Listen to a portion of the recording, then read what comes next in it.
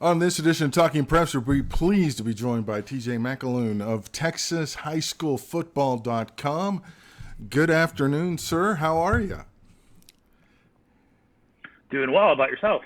Not too bad. Of course, Texas football, it doesn't get any bigger than that. And, man, you guys have a phenomenal website. As we'll take a look at it here. It's so much content, articles, multimedia, recruiting, everything.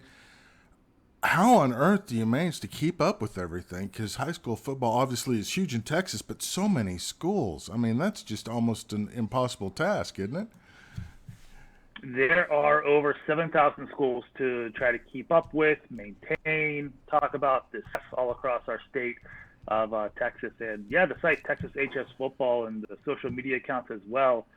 We generate a lot of discussion, a lot of fans every single month and day, and it's amazing to see how far the fan base goes and how wide our reach is, and just how much, not only here in Texas, but the goal of our site is to really connect the people who used to play on Friday nights and follow their careers afterwards. So we'll get fans like Aaron Jones out in Green Bay still loving our content and being able to bring those people up in Wisconsin down here to Texas to see what we're doing on Fridays. Incredible. Well, obviously, the big question right now is, are we even going to have football this fall? We see the numbers rising in Texas. Kind of what's your gut feeling at this point? My gut feeling is that there is going to be football played come this fall. So there was a news report that came out probably, I want to say, on the local TV at night before bed, and the projected school calendar for the upcoming fall. It was funny. It began in late August, like it normally would. Then they to finish up the fall/winter semester, and then would take a month off for Christmas. And I looked over at my wife and I said, "It's funny. This coincides perfectly with the football season." So it ended up right around late August, early September. We are beginning / in the middle of the rounds, and then conclude right as the state finals was happening. So it's just funny how they'll make it work, but also be safe about it as well, which is what we're probably going to see come in a couple of weeks whenever Labor Day hits and schools are coming back in session. And obviously, as a result of that, live streaming has now been approved by the UIL for this year only. Mm-hmm. How big of an impact is that going to be? So it's funny. It hasn't officially been approved yet. It's only been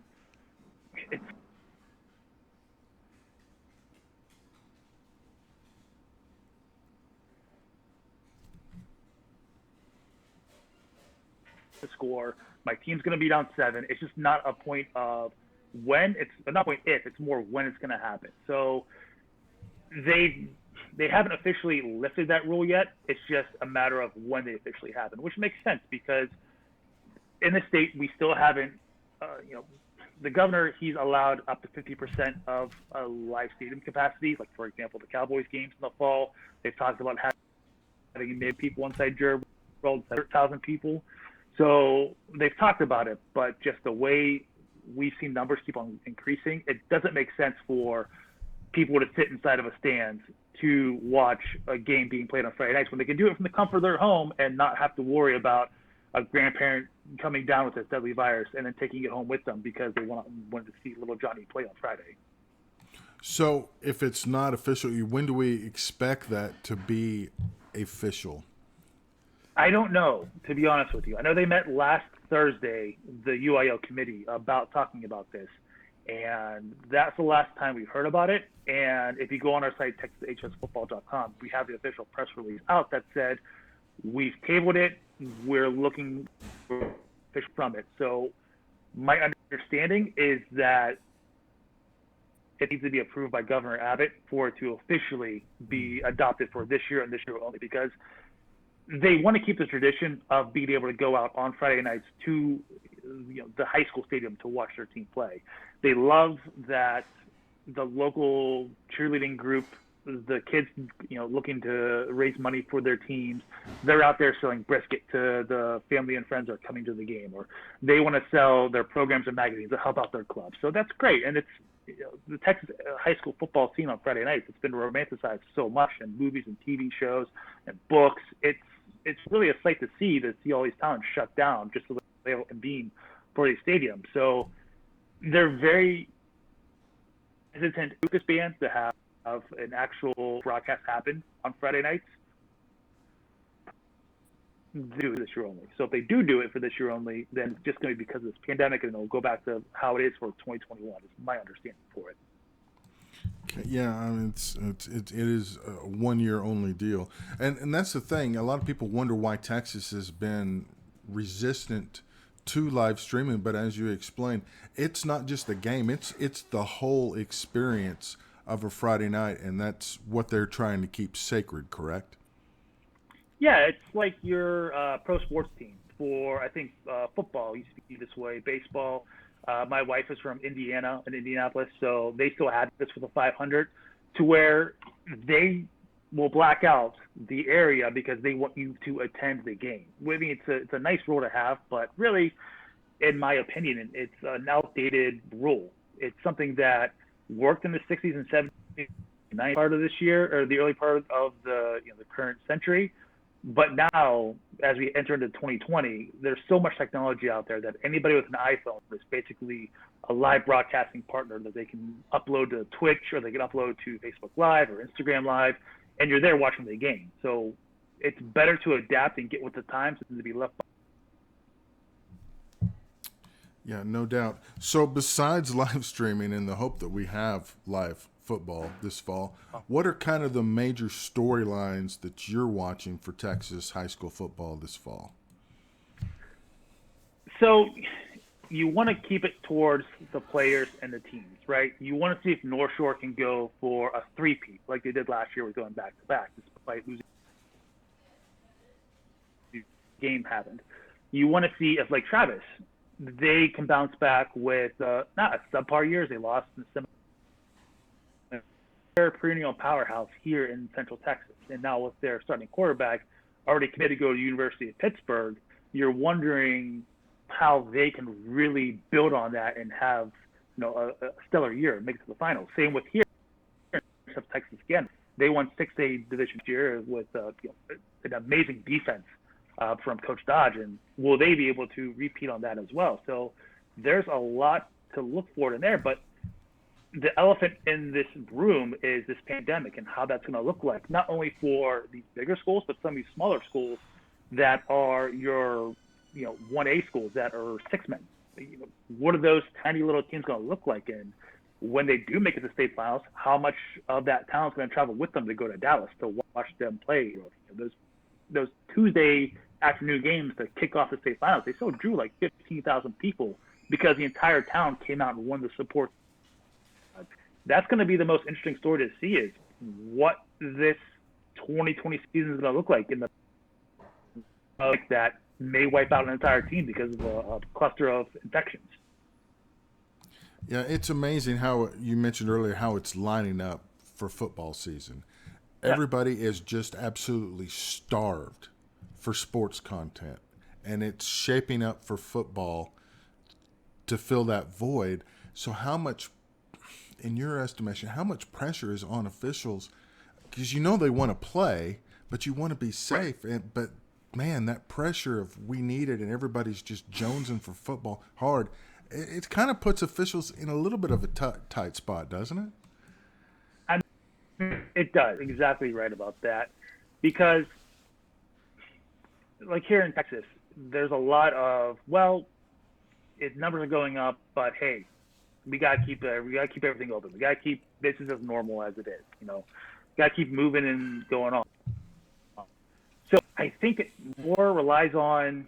It's hard to say about the parents, but if a parent doesn't get out there to play and be around and contact, then that's their call to make. It's not on an official's call to say, well, we're going to shut it down completely because we're afraid. We've seen in the past 2 to 3 months what's going on, with everyone being on the same page of wearing masks and gloves and distancing and shutting down, to where Now it's, hey, we're want to, don't worry. We're going to keep open, but we'll keep a park. But hey, we'll do this. It's very hard to get everyone aligned in here. And just putting our tweet out there on our Twitter feed for Texas HS football, we put it out there like, what do you think play? And the reaction is just like an overwhelming yes, play it no matter what. Get these games in. And I think it's just like you said, it's kind of a content starvation of we want to see something out there and something back to normal, just so that our mentality feels better because we see football being played on Fridays. What is it about football? I mean, as a society, there's no sport that has the grip on the fabrics of our society and our desire for sport than football. It's unique. Baseball used to be that way, but let's be honest, it's not Right. anymore. There is just something about football we lose our minds for. What is the, and then of course it's even bigger in Texas. Huger is not a word. Bigger in Texas. What is it about football that does it that just gets us? Well, here in Texas, it's I don't want to say it's a religion, but I mean, it's people live and die by their high school teams, and I get it, man. It's if your whole identity is wrapped up around your school because you went there and you have ties to it. Want kids do well because you're gonna remember watching that kid when he's playing at A&M or TCU or Baylor or Texas or wherever it may be. They just had a Texas product help them go to the college, I believe, last year. Or heck, Jalen Hurts led Alabama to a national title, was an integral part of their second one with Tua, and then led Oklahoma to a college football playoff berth, and now it's playing on Sundays. And you're going to remember seeing him play in Dallas when he was a nobody. Or, better yet, Patrick Mahomes. Yeah. This kid, who is the face of the NFL, revolutionized the game over the last couple of years. He got his starts on these Texas high school fields up in the suburbs of Dallas. And you're going to remember saying, I saw him when he was just a 10th grader, skinny, 140-pound kid who was lighting up on the football and baseball field. And you bring that with you no matter where it is. So to come back and make it a long-winded answer to your very, simple question of just like why is it such, romanticized religion here? It's because you remember watching just in the stands of 200 people that kid, and now he's playing in front of the world stage and being on the cover of Madden and being in front of everything and anything in front of millions of people, and it just sticks with you, man. That's why. And it's also the ultimate team game too.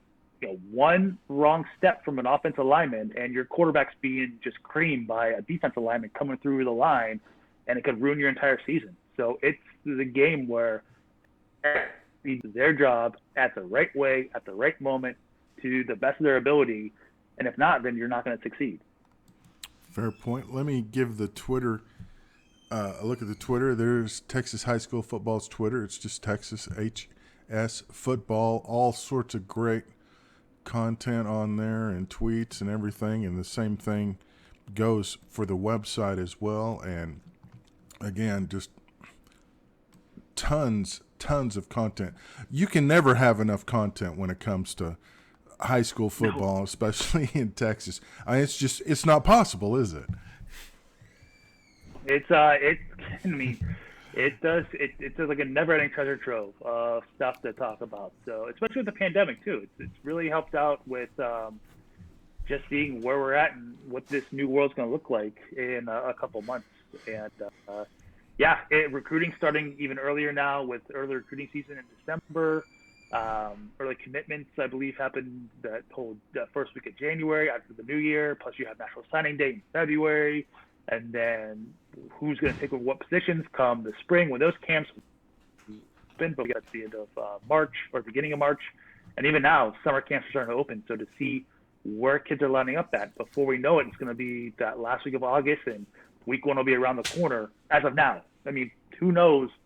Come August, if they're going to make that season to be mid-September or October, or who knows what's going to happen. Indeed. Let me ask you, what is your favorite part of covering Texas high school football? What part of it do you enjoy the most? It would have to be. It's kind of like social media. It's great because I love seeing the interaction when we put something out there between Facebook and Twitter and Instagram.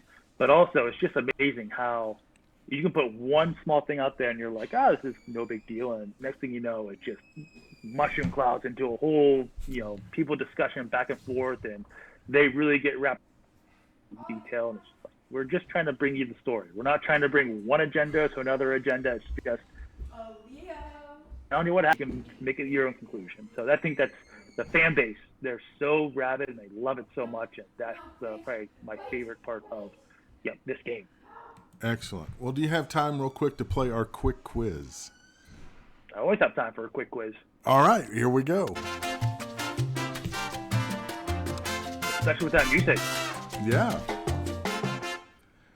Most likely take the family out to eat or get a haircut?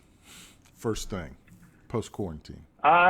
It would have to be haircut. That would be the number one thing here, as I have a 2.5-year-old son and a 5-year-old daughter. And I would say that it's more likely we do that because it's a lot easier to get in and out than they can be good for 20 minutes, but if they don't bring that meal out in the first 20, then we're going to be spending a lot of places trying to keep their attention and not having them flip out. I remember those days. Do you play a musical instrument? I do not. I did guitar for when I was growing up as a teenager in the late 90s, early 2000s, but I think everyone did because I thought I was going to be the next Kurt Cobain and Billy Joe Armstrong. Oh, it just didn't quite work out, but that's okay. Didn't quite work out. I originally wanted to be a drummer. I remember this like it was yesterday. I was probably in third grade. Thought I was going to be a drummer. I'm left-handed. There's no left-handed drummers. I was like, what? Okay, that doesn't make any sense. Use two hands to drum. You don't use one hand or another. Yeah, good point. Most likely to be in your playlist, country or rock and roll? Rock and roll depends. It's more rock and roll. Short answer is this. But I will say on a Friday night, I'm more apt to go with probably some rap music, especially now. I've really gotten into the hip-hop evolution on Netflix. So love early 90s, like West Coast, just all that whole, like, very big West Coast rap guy. I know that you didn't ask rock or country, but that's probably my main genre that I'm listening to right now. Nice. Last movie you saw in a theater? Ooh, jeez. Because of the two kids, I do not get out that much for a movie. Make me remember. That was the one I last saw. Looking at not that. No, sorry. No, I'm wrong. Star Wars. It was yes, the last Star Wars movie is the one I saw. It was midnight showing in Dallas right after the last 7:00 state title game on Thursday. Nice. And finally, yeah, more time spent in the garage cleaning or doing yard work? Oh God, I hate it, but I guess yard more neither. More of a not so much inside, but definitely not a garage person. God no. More if anything, it's a more yard. We've yet to have anybody say the garage. Everybody's been in the yard. I think it's just we've been cooped up. Generation, man. Like if something's wrong with, I just in the shop and say you deal with it. I don't feel like destroying a car and not running and then having a bigger problem in my hand. Yeah. If I cut the grass too low, it will grow back. If I screw up an alternator, I'm out $40,000. Exactly. And if you need a place to store it, you put it in the garage. No matter what it is, it can go out there. Right, exactly. The trip is you go in, you go upstairs, they have Wi-Fi, get a coffee, get a scone or a muffin, hang out, they do their stuff, get caught up on work. Later, stuff, they wash it, and you get off the road. Excellent. Well, TJ, thank you so much for the time. Appreciate it. And we'd love to check back in with you during the season, just find out what's going on in Texas football, because there's always something going on down in the Lone Star State. Let's hope the next big news is that live stream ban has been lifted, as it's been a goal of mine since the season ended in December, that state you need to have a place to be able to win games much like me growing up in Pittsburgh. So I go to my extra innings and center ice, and so there needs to be something like that for high school football here in Texas. So that's one thing that I'm not gonna say we're gonna put our name and guarantee it on, but stay tuned to our channel. Indeed. Thank you so much. Again, TexasHighSchoolFootball.com. Everything you need to know about Texas football. That's the place to do it. TJ, thank you so much, and we'll talk to you soon. Thank you so much.